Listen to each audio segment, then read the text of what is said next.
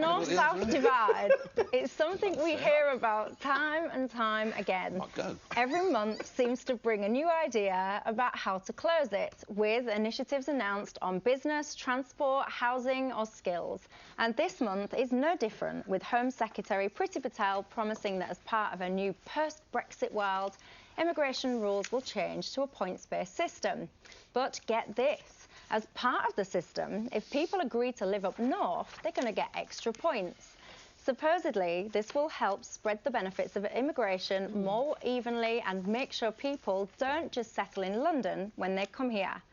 But plans devised in Westminster are often contradictory to the wants, needs and desires of the north. And now, of course, I'm all for trying to fix the divide, but please can we do it properly with things like improved education, fairer devolution, proper transport and with proper consultation of those who actually live there.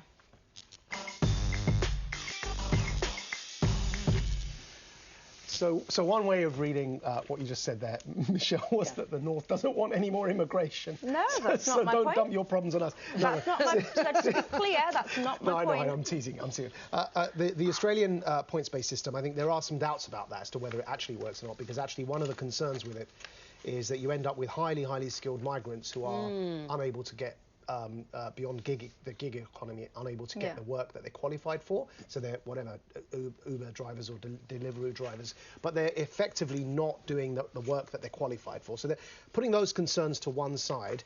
I do worry that, and I agree with you, that your point about if the infrastructure isn't built to deal with this, education, schools, hospitals, then we're just going to repeat more of the same, which is if we're encouraging migrants to go up north, where already there is a north-south economic divide and there's poverty, and we're asking migrants to go there.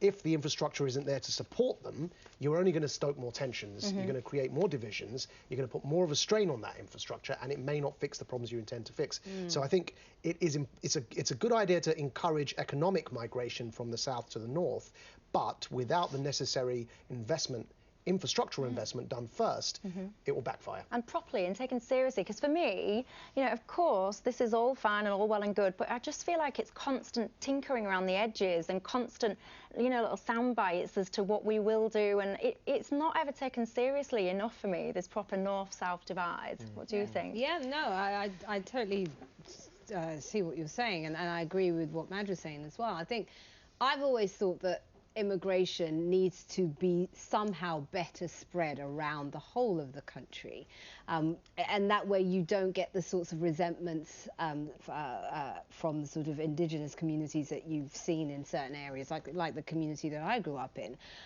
But the problem is, often what happens is with immigrants, and when I think of my family, you settle where there are people you know. So if there is a large cluster of a certain immigrant group, then more people settle there. And I think that what needs to happen is we need some sort of program, as well as the infrastructure development and so on.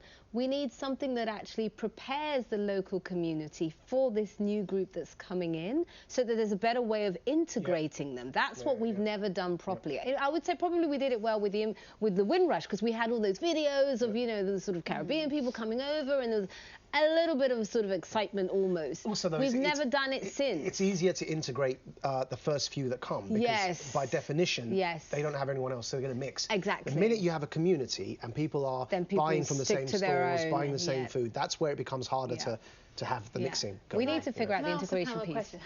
Where were we all born? I was born in London. Where were you born? Kent. Where were you? London. Essex. Essex. Hull. Hull. So in a way, Michelle, what you're here in London, working in London, and so what your presence here, in a way, explains the problem. That may be her postal which is that vote you point. have migrated.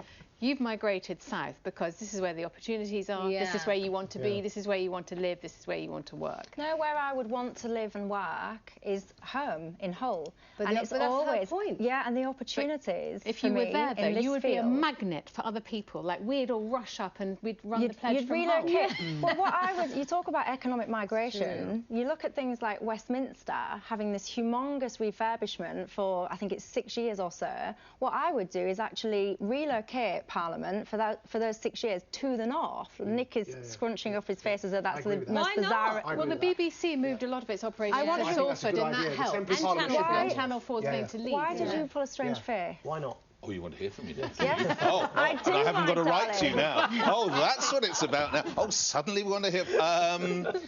Look, some of these folk have come from areas where they can't practice their faith, they can't have their sexuality, they've battled across parts of Europe, and then they want to see community. And we make them live in Hull? Haven't they suffered enough, for the love of God? This isn't that. Yes, I know. This is the point. This was absolute nonsense. This was window dressing. It has absolutely no substance. It can't work. This part of the Australian system has been proven. Everybody at one point was taken to Perth. Everybody should go and live in Perth because Perth... in the outskirts of Perth. All they did was they all got on trains and they all set up businesses in Perth. Exactly the same thing would happen. You need a community. You need the hospitals.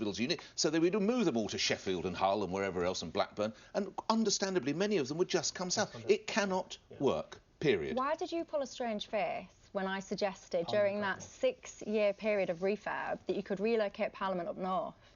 Oh, if you did regional assemblies, I don't know the cost of like building another one or whatever. No, in the temporary but I don't think. I mean, moving around the country has probably got a lot of merit. But I don't know. It should just be. It should probably go to the East Midlands. It should probably go to the West Midlands. It should probably go on a sort of on a nationwide the tour. Westminster bubble. Yeah, I agree with do that. believe that if a lot of these politicians experience life properly I up agree. north, Yeah. with its Proximity is failing and everything. its poor transport and stuff like that, I do believe they would prioritise the north much But it should do the better. whole country, Michelle. It shouldn't just be because you'll just create the same. You'll just have people angry in the southwest. Well, why doesn't it come to Cornwall or even Devon and Cornwall? You just have Cornwall, So I'd even like even if we moved Parliament, and I agree with your idea, by the way, even if we did that, it doesn't address the integration problem that June was raising, because No, we're that's still going to the end key. up living That's the key. in two separate kind of communities in the same city. How do we fix that problem? That's How do we what get we've people got to to mix do in? I mean, Nick better. mentioned Australia, but 60% of migrants who settled in rural areas then left these rural areas So, to the cities. within 5 years. But I would argue it's because of this integration Yeah. piece. They probably didn't feel welcome. So we need to figure that bit out.